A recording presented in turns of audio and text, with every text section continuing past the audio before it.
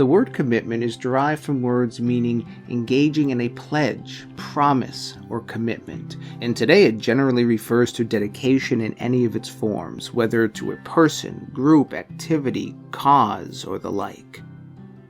Without commitment, we lack the sincere motivation needed to follow through with anything worthwhile.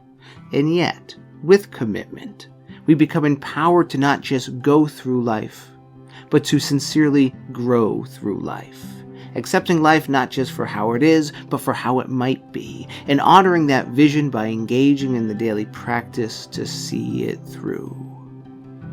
The question becomes, what are you committed to, and how are you honoring those commitments?